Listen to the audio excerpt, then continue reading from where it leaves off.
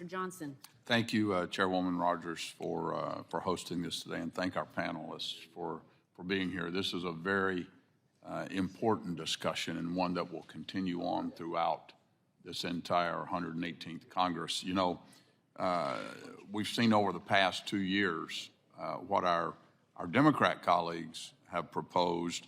Their approach was very simple. Their Clean Future Act said it very clearly in the text. To get their preferred climate policies, they wanted to make everything cost more for the American people so that our people would use less of everything, right? Their theory, let's make plastics and gasoline, electricity, diesel, natural gas, coal, and the list goes on, more expensive, then we would be well on our way to the green new future. With the first part of this, they were successful because things are a heck of a lot more expensive. We hear that every day from our constituents, but after the crippling inflation of the last couple of years, the high energy prices coupled with the massive amount of rush to green spending, our constituents did not get a return on that investment. They got a lower standard of living, a lower quality of life. And is the climate better as a result? Is the air cleaner? What I can tell you is that as America pursues the Democrats' green ESG dream, the People's Republic of China commissioned 226 new coal-fired power plants in the last 5 years. They aren't stopping, and the UN climate data is also clear. Unfortunately, America cannot cut enough carbon by ourselves to influence the global climate. Why? Because climate change is a global issue.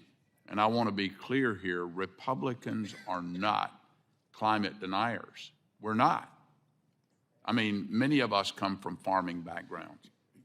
All of us know the importance of keeping the air, the water, the land clean and being good stewards of our environment. We just believe that Republicans have better solutions that consider the cost and the quality and standard of life for the American people. We just need to be realistic and work toward bipartisan solutions that'll actually address the problem.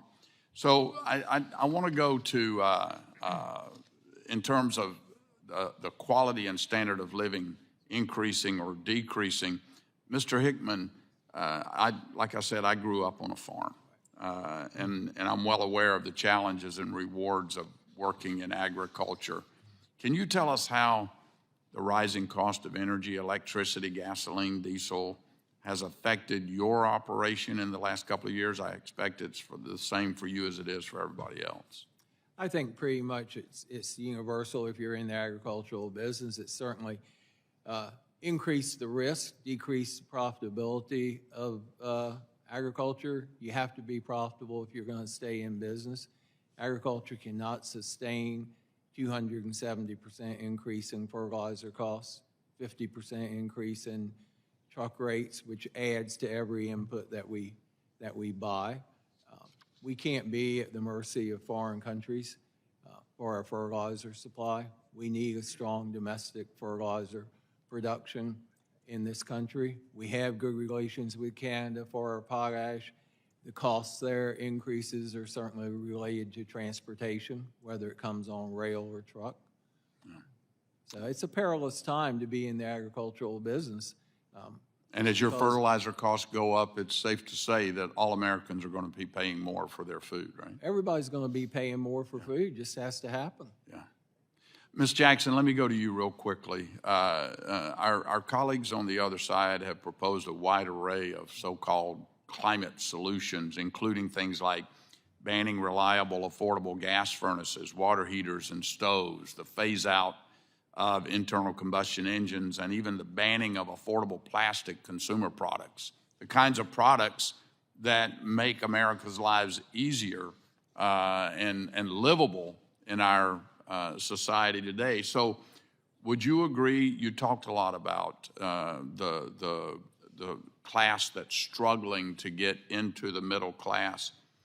Do you agree that in this new Congress, we would be better off focusing on ways to make the American people's lives easier and increase their quality of living and their standard of living, rather than trying to make it more costly to get out of poverty, where, like you were talking about.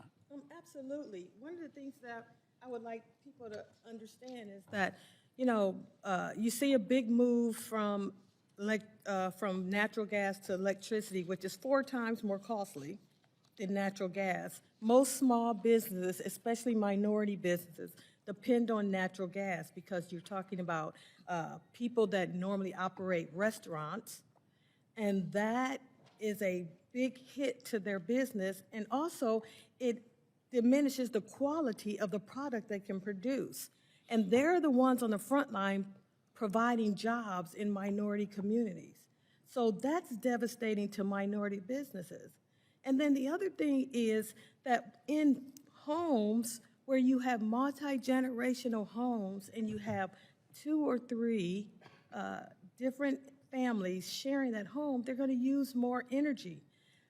Why? I mean, they're proposing more expensive energy that's going to take a bigger hit to the incomes of those families. Gotcha. So none of what the left is proposing is going to make minority families better. Gotcha. It's actually just going to make them worse. That's a big statement. And you know, in the Inflation Reduction Act, there was some $60 billion allocated for environmental justice. None of that money is going to hit our community.